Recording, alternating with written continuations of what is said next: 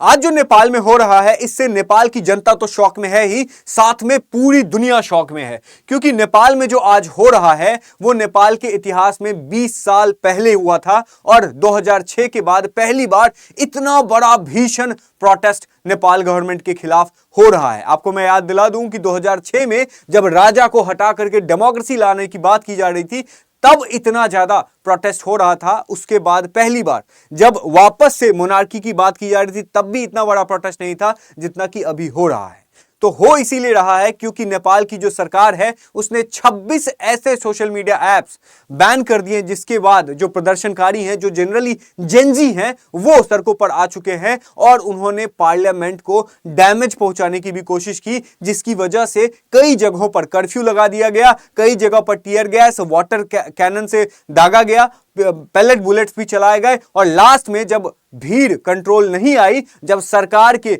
Military deploy करने के बाद भी भीड़ कंट्रोल में नहीं आई, तो शूट एंड साइट का जो है वो ऑर्डर पास किया गया, जिसकी वजह से अभी तक जब मैं न्यूज बना रहा हूं 17 से 18 लोगों की मृत्यु जो है वो हो चुकी है और आने वाले टाइम में इन मृतकों का आंकड़ा जो है वो ज्यादा भी जा सकता है, क्योंकि जो प्रोटेस्ट है वो बहुत ही ज्यादा भीषण है। तो मैं आपको शुरू से बता रहा हूं कि इस तरह की चीजें जो हो रही है इसके पीछे का कारण क्या है। हम ये देखते हैं कि 4 सितंबर को नेपाल के द्वारा 26 मेजर एप्स, जिसमें कि Instagram, Facebook, WhatsApp, YouTube, x, LinkedIn, Telegram, Snapchat, Pinterest, Reddit और भी बहुत सारे ऐप्स को जो है वो सीधा बैन कर दिया गया। आप इन सारे ऐप को देखिए और आप खुद इमेजिन कीजिए कि हमारे देश में अगर इन सारे ऐप्स को बैन कर दिया जाता तो फिर हमारा जो लाइफ स्टाइल है वो किस तरीके से चलता। अब देखिए सिचुएशन ये है कि जब इसको बैन कर दिया जाता है तो गवर्नमेंट के द्वारा क्या ऑफिशियल जो है वो कारण दिया जाता है। तो आपको मैं बता दूं कि ये कह रहे थे कि इन्होंने नेपाल में रजिस्टर ही नहीं किया है। अगर नेपाल में रजिस्टर नहीं किया है तो जो नेपाल के साइबर क्राइम्स के लॉज हैं उनको भी वो फॉलो नहीं कर रहे होंगे, और अगर वो उनको फॉलो नहीं कर रहे होंगे तो जब नेपाल के लोगों के साथ कुछ धांधली या कुछ मिसकैलकुलेशंस हो रही होंगी, कुछ गलत काम किया जा रहा होगा उन ऐप्स के द्वारा, कुछ लोगों के द्वारा, तो फिर वो लोग कहां जाएंगे? क्योंकि सरकार के पास तो रेगुलेशन ही नहीं है, सरकार तो इन ऐप्स को रेगुलेट ही नहीं कर पा रही है। और इसी वजह से नेपाल ने क्या बोला, देखिए नेपाल ने बोला है कि जो डेटा लॉज है हमारे फॉलो नहीं कर रहे, और जो नेपाल का एग्जैक्ट रीजन है वो ये है कि हम चाहते हैं कि जो ग्रीवांस रिड्रेशल जो ऑफिसर है वो नेपाल में बनाए। मतलब जो नेपाल, देखिए जो बड़ी बड़ी कंपनी होते हैं ना, फेसबुक, इंस्टाग्राम, यूट्यूब, ये सारी चीजें, वो सोचती हैं कि जो नेपाल है इसमें तो छोटी तो आबादी है, 3-4 करोड़ की आबादी है और इसमें से 80 लाख लोग तो सिर्फ यूज करते हैं। इसके लिए एक अलग से हम ऑफिस बनाए नेपाल में, अलग से एक ऑफिसर रखे जिसकी वजह से हमारा खर्चा लगेगा, इसीलिए वो ये सब काम नहीं करते हैं। फिर गवर्नमेंट के द्वारा इनको वार्निंग दी जाती है और फिर जाकर के जो है वो 1 सप्ताह का फिर से टाइम दिया जाता है। जब ये लोग सुप्रीम कोर्ट में जाते हैं, नेपाल के ये सारी बड़ी कंपनी जो है सुप्रीम कोर्ट में जाते हैं, तो सुप्रीम कोर्ट भी जो है वो गवर्नमेंट के स्टैंड को सही बताता है और बैन करने की इजाजत दे देता है, जिसके बाद एक वीक की वार्निंग दी जाती है और ये कंपनी के द्वारा कुछ एक्शंस नहीं लेने के बाद इन कंपनियों को नेपाल जो है वो कंप्लीटली बैन कर देती है। और इनमें एक और कारण भी है कि भैया जो ये कंपनी नेपाल से पैसे कमाती है, नेपाल को अठन्नी नहीं जाता है, इसका नेशनल सिक्योरिटी का भी ये बहाना दे रहे हैं। लेकिन जो पॉलिटिकल एक्टिविस्ट हैं, जो और भी इंडिपेंडेंट लोग हैं, वो क्या कह रहे हैं? वो कह रहे हैं कि ये एक तरीके से डाइसेंट को सप्रेस करने का तरीका है। और ये जो है वो जो हमने देखा है कि नेपाल में कई बार 2020 से लेकर 2025 के बीच में कई बार राजा को हटाने की, राजा को वापस लाने की बात की गई थी, जिसको दबाने की कोशिश नेपाल की सरकार जो है वो हमेशा से कर रही है। क्योंकि नेपाल की जो सरकार है वो मोनार्की के खिलाफ तो रहेगी ही, और वो ऐसा कर कैसे रही है? तो चाइना के सपोर्ट से, क्योंकि चाइनीज इन्फ्लुएंस। अब देखिए इसमें जो 26 ऐप्स को बैन किया गया, इसमें टिकटॉक और जो चाइनीज कुछ ऐप्स रहे हैं उनको बैन नहीं किया गया। इसी वजह से लोग जो क्वेश्चन उठा रहे हैं वो कहीं ना कहीं चाइनीज इन्फ्लुएंस को लेकर के क्वेश्चन उठा रहे हैं, क्योंकि चाइना में जो सरकार है, चाइना में जो कम्युनिज्म है, वही कम्युनिज्म का जो एक मतलब एक तरीके से ब्रांच है वो कहीं ना कहीं नेपाल में पनप रहा है। और माओइज्म की वजह से, चाइनीज इन्फ्लुएंस की ही वजह से 2006-2008 में जो डेमोक्रेसी आई है वो चाइना के इन्फ्लुएंस से ही आई है। और चाइना कभी नहीं चाहेगा कि नेपाल में लोग जो है वो उनके जो एडमिनिस्ट्रेशन है, उनकी जो एजेंट है, उसकी सरकार को हटा करके वापस से राजशाही व्यवस्था लेके आया जाए। और इसी वजह से जो नेपाल की सरकार है वो सोचती है कि अगर हम जो मेजर, अब देखिए किसी भी देश में ये सारी जो एप्स होंगी वो सबसे बड़ी मेजर होंगी, और इन्होंने एक दो नहीं बल्कि अब वार्निंग देना रहता तो एक दो को बंद कर देते, बाकी को वार्निंग दे रहे होते, लेकिन इन्होंने सब टोटल 26 जो मेजर एप्स थी इनको बैन कर दिया गया, ताकि फ्यूचर में अगर जो लोग हैं इनको प्रोटेस्ट भी करना रहे तो वो जो प्रोटेस्ट है वो फैले नहीं, क्योंकि सोशल मीडिया ऐप से तो कंप्लीटली फैल जाता है। और जो उनका अथॉरिटेरियन ड्रिफ्ट रहा है कि भाई जो क्रिटिसिज्म फ्यूचर में अगर हमारे सरकार के खिलाफ कोई क्रिटिसिज्म करता है तो इसको हम रेगुलेट कर सकते हैं, और पहले जो है वो रेगुलेट नहीं कर पा रहे थे क्योंकि उनके ऊपर में कंट्रोल था नहीं नेपाल के सरकार का, और इलेक्शन और इमेज मैनेजमेंट जो है वो तो रीजन है ही। अब देखिए मैं आपको अब बताऊंगा कि जो नेपाल के लोग हैं वो क्यों विरोध कर रहे हैं। अगर 26 ऐप्स को बैन कर दिए हैं तो विरोध करने की वजह क्या है, तो इसके पहले मैं आपको बताऊं, इससे पहले मैं आपको कुछ डेटा देना चाहता हूं कि जो नेपाल की पॉपुलेशन है वो 3 से 4 करोड़ पॉपुलेशन है, जिसमें 45 लाख जो लोग हैं वो नेपाल से बाहर जाके काम करते हैं, और जो पैसा इकट्ठा करते हैं, जो पैसा कमाते हैं, उसमें से कुछ पार्ट जो है अपने देश में रह रहे, अपने देश नेपाल में रह रहे अपने सगे संबंधियों, अपने परिवार के लोगों को भेजते हैं। ठीक है, जिसके ऊपर में नेपाल जो है,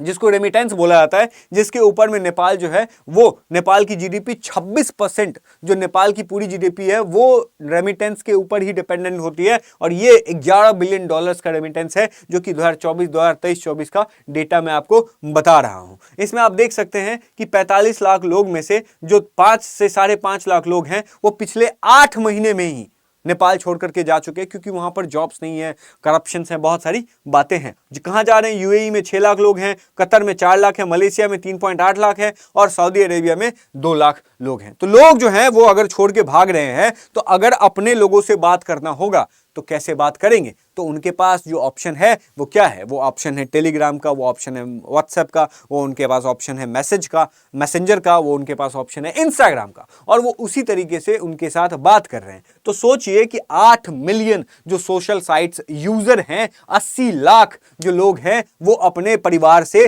कैसे बात करेंगे? और उनकी परिवार जो है वो इसी के ऊपर में डिपेंडेंट ही है कि उनके जो रिलेटिव जो India, middle east, Europe, US जो कमाने गए हैं वो उनसे कैसे बात करेंगे? और अगर आप अपने परिवार से बात नहीं कर पा रहे हैं तो इसका गुस्सा लोगों को आता है, और यही हुआ जब यहाँ के जो गवर्नमेंट है वो यहाँ जो कुछ कम्युनिकेशन ऐप हैं वो बैन कर देती है। उसके बाद देखिए, सिर्फ कम्युनिकेशन पर्पस के लिए ही नहीं बल्कि एजुकेशन पर्पस के लिए भी जनरली हम ये सोचते हैं कि जो गांव में जो कुछ बुजुर्ग लोग हैं वो ये सोचते हैं कि ये सबसे तो लोग बर्बाद होता है, ये सबसे जो बच्चा है वो बर्बाद होता है। लेकिन हमको पता है कि आज के टाइम पे जो सोशल मीडिया ऐप है वो कितना ज्यादा इंपॉर्टेंट है किसी के करियर बनाने के लिए भी, और जो करियर डिस्ट्रॉय करने के लिए भी। खैर उसके बारे में बात करेंगे, कच्चा बादाम हो जाएगा। तो ये कैसे? तो यूट्यूब, गूगल मीट के जरिए, फेसबुक ग्रुप्स के जरिए, व्हाट्सएप ग्रुप्स के जरिए, टेलीग्राम ग्रुप्स के जरिए कितने सारे ही लोग हैं जो ऑनलाइन क्लास कोचिंग्स लेते हैं, फ्री ट्यूटोरियल उनको मिल जाता है, जिससे जो कॉम्पिटिटिव एग्जाम का प्रिपरेशन है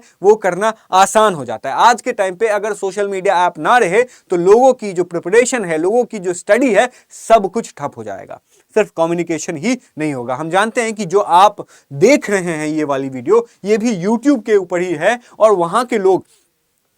के पास तो YouTube का एक्सेस ही नहीं है, तो वो लोग कैसे इंफॉर्मेशन गैदर करेंगे? और सबसे इंपॉर्टेंट ये भी हो जाता है कि जो इस तरह की एप्स हैं, जो व्हाट्सएप, यूट्यूब, चाहे लिंक्डइन, जो बड़ी बड़ी ऐप हैं, उसका कोई अल्टरनेटिव ही नहीं है। ऐसा नहीं है कि एशिया में उसका बहुत सारा अल्टरनेटिव है लेकिन नेपाल के लोग जो हैं वो यही ऐप्स यूज कर रहे हैं। नहीं, अगर अल्टरनेटिव रहता तो नेपाल की सरकार जो है अगर वो इन ऐप्स को बैन कर देती है तो लोग जो हैं वो अल्टरनेटिव ऐप्स के ऊपर में चले जाते, लेकिन उनके पास अल्टरनेटिव ऐप्स भी नहीं है, और यही जरूरत है, और यही पर चाइना के लोगों को, चाइना की जो इंडस्ट्री है, एप्स इंडस्ट्री, वो फायदा ले सकती है। जॉब्स एंड एजुकेशन तो मैंने आपको बता दिया, जॉब्स एंड फ्रीलांसिंग भी बहुत इंपॉर्टेंट है। आज के टाइम पे जो इन्फ्लुएंसर्स होते हैं, जो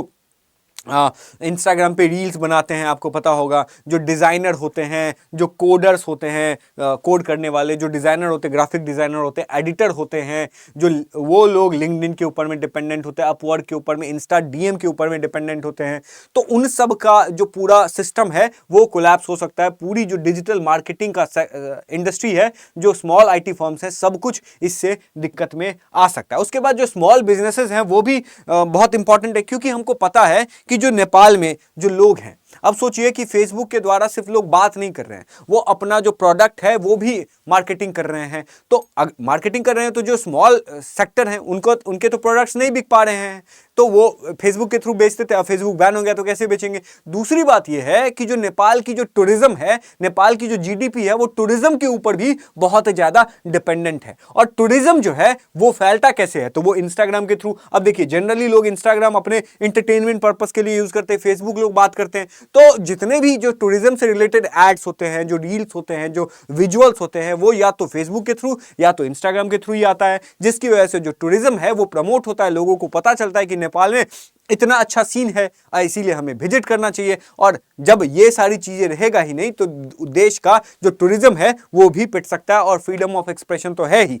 कि देखिए, पहले के टाइम पे, अब हम बोलते हैं ना कि जो जनरेशनल गैप है, मैं आपको जनरेशनल गैप के बारे में बताऊंगा कि पहले के टाइम पे लोग सोचते थे कि यार सबसे बड़ा दुश्मन ये फोन ही है, इसी फोन को जो है वो जला के रख दो, क्योंकि कुछ भी दिक्कत होता था तो फोन चलाओ। और मेरी मम्मी बोलती थी कि कुछ भी हो गया, मम्मी पैर दर्द कर रहा है और फोन चलाओ, मम्मी प्यास लग रहा है और फोन चलाओ, मम्मी भूख लग रहा है और फोन चलाओ, मम्मी पढ़ाई नहीं किया और फोन चलाओ। ठीक है, तो इस तरह की जो उनकी सिस्टम थी जनरेशनल डिवाइड की वजह से। लेकिन आज के टाइम पे जो जनजी हैं वो इस तरह की चीजों को एक लग्जरी की तरह नहीं बल्कि एक बेसिक नेसेसिटी की तरह देख रहे हैं। और इसी वजह से उनको, अब देखिए, जो जनजी हैं वो अपने अधिकारों को लेकर के जो है वो बहुत ज्यादा सजग है। आज से पहले मिलेनियल्स बोल लो, चाहे उससे पहले के लोग बोल लो, कि उन लोगों को कुछ भी चीजें हो रहा है ना तो उनको ऐसा कंडीशनिंग की गई थी जिससे उनको लग रहा था कि अरे ठीक है टॉलरेट कर लेते हैं, फिर ठीक है टॉलरेट कर लेते हैं, एक ही डंडा तो पड़ा है, दूसरा डंडा पड़ेगा तो सोचेंगे, दूसरा डंडा ही तो पड़ा है, तीसरा डंडा पड़ेगा तो सोचेंगे।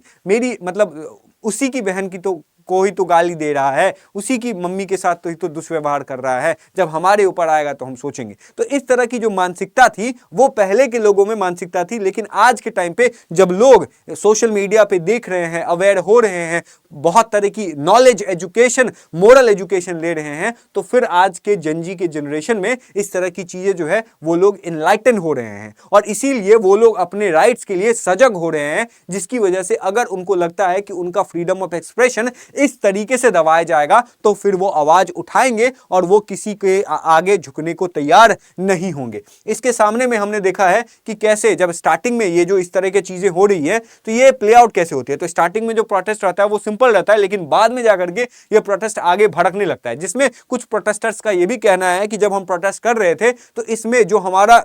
ये था, हम तो शांतिपूर्ण प्रोटेस्ट कर रहे थे, लेकिन अब सरकार को टारगेट करने के लिए तो बहुत सारे लोग ऐसे ही रहते हैं। तो जो मतलब वायलेंट एलिमेंट होते हैं वो उस प्रोटेस्ट को अपना वेपन बना लेते हैं और सरकार के खिलाफ वायलेंट प्रोटेस्ट छेड़ देते हैं, जिसके बाद उनके ऊपर शूट एंड साइट का ऑर्डर आ जाता है एंड बहुत सारे लोगों की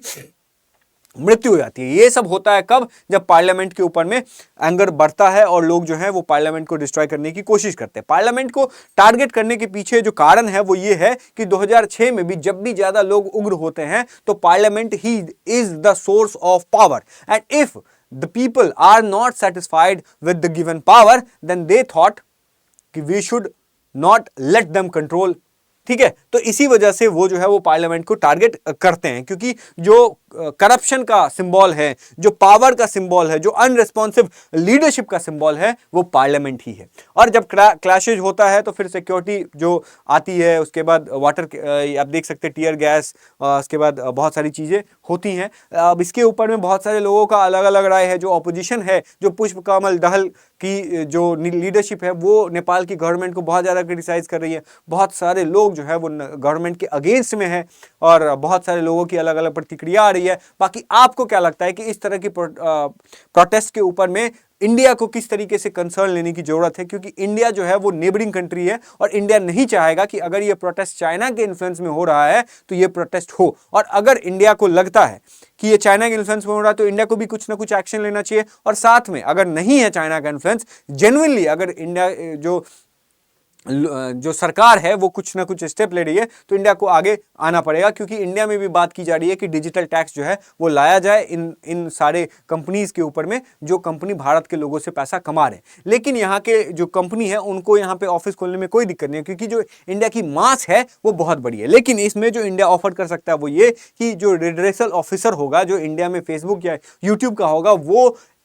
नेपाल के गवर्नमेंट के लिए भी जो है वो कुछ ना कुछ ऐसे हम लोग लिंकेजेस बनाए जिसमें नेपाल की गवर्नमेंट भी जो है वो उसी ऑफिसर्स के द्वारा अपने देश के लोगों के ऊपर में रेगुलेट कर सके। बाकी ये था आपका वीडियो, आई होप कि आपको अच्छा लगा होगा। अगर आपको ये वीडियो इन्फॉर्मेटिव लगा तो इस वीडियो को लाइक कीजिए, इस चैनल को सब्सक्राइब कीजिए और अपने दोस्तों के साथ शेयर करना ना भूलिए। एक सब्सक्राइब आप करोगे तो आपको बस 1 सेकंड लगेगा, लेकिन वो एक सेकंड मेरे लिए बहुत ही ज्यादा इंपॉर्टेंट हो सकता है। फिर मिलता हूं आपसे नेक्स्ट वीडियो में, तब तक के लिए thank you so much and जय हिंद।